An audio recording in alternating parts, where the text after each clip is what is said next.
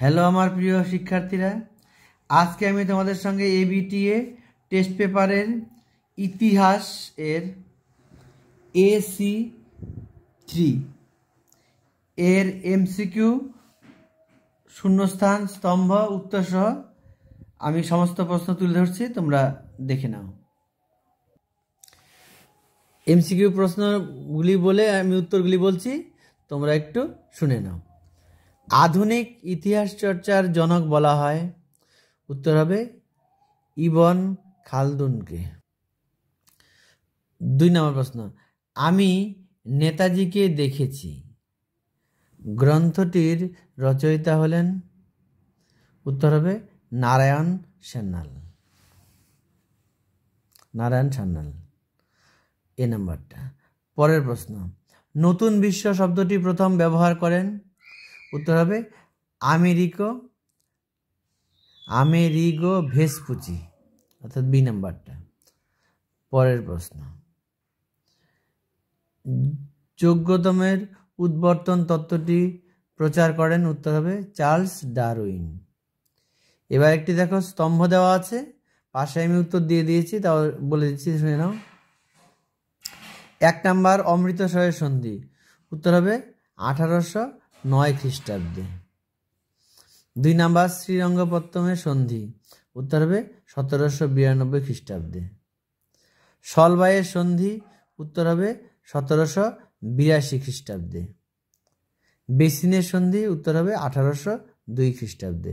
অর্থাৎ এখানে উত্তরটা মিলবে হলো এ নাম্বারটা।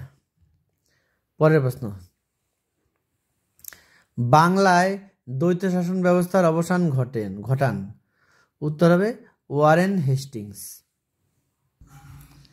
পরের প্রশ্ন, ভারতের মেকিয়াভেলি নামে পরিচিত, উত্তর হবে নানা ফড়নবিস, অর্থাৎ বি নাম্বারটা। পরের প্রশ্ন, দক্ষিণী বিদ্যাসাগর কাকে বলা হতো, উত্তর হবে বীর শালিঙ্গম পান্তুডু, অর্থাৎ এ নাম্বারটা। পরের প্রশ্ন, ম্যাকলে মিনিটস ঘোষিত হয়, উত্তর হবে উত্তর হবে বি নাম্বার 1835 খ্রিস্টাব্দে। পরের প্রশ্ন, লোকহিতবাদী নামে পরিচিত হন, উত্তর হবে গোপাল হরি দেশমুখ। এবার পরের স্তম্ভ 11 নম্বরে।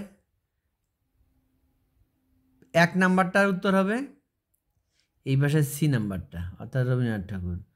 2 নাম্বারটার উত্তর হবে ওই পাশে উপরেরটা, অর্থাৎ মহাত্মা গান্ধী। 3 নাম্বারটার উত্তর হবে ওই পাশে বি নাম্বার, অর্থাৎ মাইকেল ডায়ার। এই পাশে 4 নাম্বারটার উত্তর হবে সোজাসুজি ডি নাম্বার, অর্থাৎ মোহাম্মদ আলী জিন্নাহ, অর্থাৎ উত্তর হবে এ নাম্বারটা।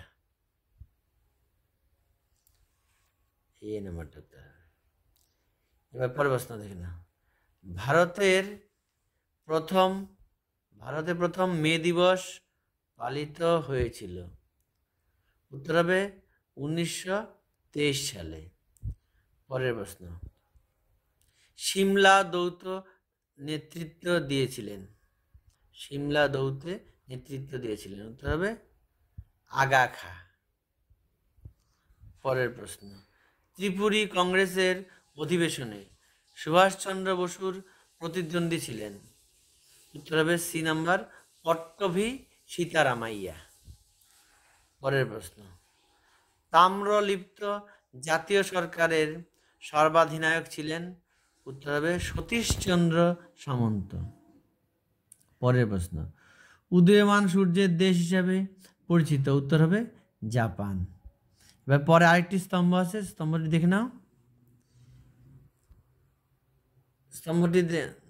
এখানে 1 নাম্বারটার উত্তর হবে 1 নাম্বার জেনারেল তোজো, উত্তর হবে জাপান, অর্থাৎ সি নাম্বারটা।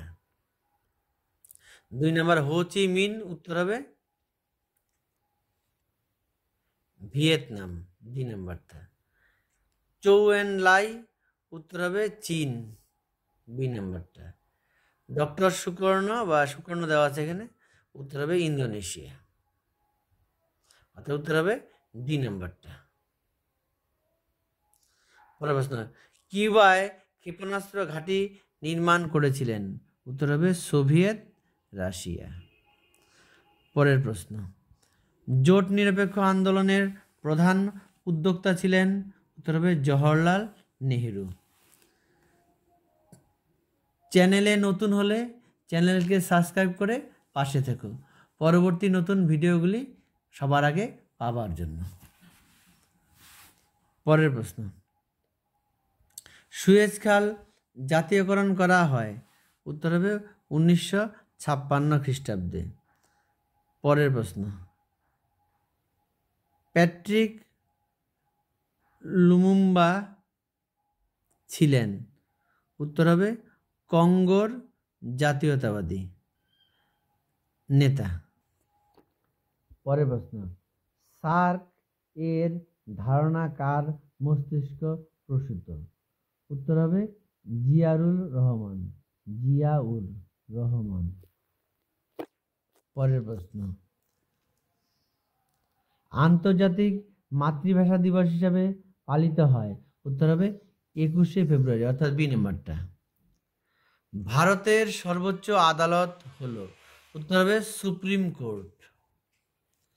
এবার এসিকিউ প্রশ্নগুলি দেখে নাও।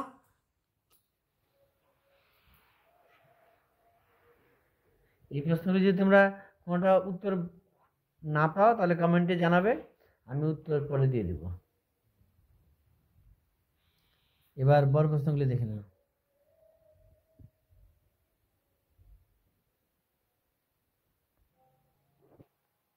এখান থেকে প্রত্যেকটা এসিকিউ তোমরা ভালো করে দেখবে, আমি ব্যাসের করে দিয়েছি, তোমরা মিলিয়ে নিও। যদি কোনোটা তোমাদের অজানা থাকে বা জানা না থাকে তোমরা কমেন্টে লিখে জানাবে, আমি তোমাদেরকে উত্তর দিয়ে দেবো। প্রশ্নগুলি ভালো করে দেখে নাও। প্রত্যেকটা প্রশ্ন কিন্তু গুরুত্ব সহকারে করবে, এগুলি কিন্তু অত্যন্ত দরকারি প্রশ্ন। এবার বড় প্রশ্নগুলি দেখে নাও, আমি প্রশ্নগুলি বলছি একটু শুনে নাও। এই যে প্রশ্নগুলি তোমাদের পরীক্ষার জন্য অত্যন্ত দরকারি সেই প্রশ্নগুলি শুনে নাও। 1 নাম্বার, লোককথা বলতে কি বোঝায়? ইতিহাস রচনায় এর গুরুত্ব। এই প্রশ্নটি কিন্তু এবারের জন্য একটু দরকারি আছে। এই প্রশ্নটি প্রথম অধ্যায়ে উপনিবেশবাদ ও সাম্রাজ্যবাদের বিষয়ে হবস লেনিন তত্ত্ব আলোচনা করা, এটি কিন্তু এবার খুব দরকারি প্রশ্ন। 2 নম্বর প্রশ্নটি, ভারতের রেলপথের প্রবর্তন উদ্দেশ্য ও প্রভাব আলোচনা করা, এটি মোটামুটি একটু দেখে যেও। ক্যান্টন বাণিজ্যের প্রধান বৈশিষ্ট্যগুলি কী ছিল? এই বাণিজ্যের অবসান, এটি কিন্তু অত্যন্ত দরকারি প্রশ্ন। চৌঠা মে আন্দোলনের কারণ, এই প্রশ্নটিও ভালো করে পড়বে। এবার খ বিভাগে 1935 খ্রিস্টাব্দে ভাষা শাসন আইনের শর্তাবলী, এটা কিন্তু খুব দরকারি প্রশ্ন, ভালো করে পড়বে এটা। জালিয়ানওয়ালাবাগ হত্যাকাণ্ড, এটাও ভালো করে পড়বে। 1946 খ্রিস্টাব্দের মন্ত্রিভিশনের প্রস্তাব, এর গুরুত্ব, এটি মোটামুটি দেখে যাবে। ট্রুম্যান নীতি ও মার্শাল পরিকল্পনা, এটি খুব ভালো করে পড়বে। সার্ক, এটি অত্যন্ত ভালো করে পড়বে, কিন্তু এটা আসার চান্স সবচেয়ে বেশি, কারণ এটা টেস্ট পরীক্ষা কিন্তু অনেক স্কুলে এই প্রশ্নটা এসেছিল। অর্থাৎ প্রথমের লোককথা, আর এখানে শেষ প্রশ্নটা, আর মাঝখানে উপনিবেশ সাম্রাজ্যের হবস লেনিন তত্ত্ব, এই প্রশ্নগুলি কিন্তু খুবই দরকারি। তোমরা এগুলিকে ভালো করে রেডি করবে, যাতে তোমাদের পরীক্ষায় প্রশ্ন খুললেই তোমরা যেন লিখতে পারো, বাইরে থেকে এমনভাবে প্র্যাকটিস করে যাবে। এগুলিকে বারবার পড়বে, পয়েন্ট ধরে ধরে ধরে বারবার পড়বে, পরীক্ষা হলে গিয়ে যেন কারো লিখতে অসুবিধা না হয় সেভাবে তোমরা রেডি করে ফেলবে। তাহলে আমি এখানে আজকের মতো এখানেই রাখছি, এরপরে আমি দ্বিতীয় সেট দিয়ে দেব। ধন্যবাদ।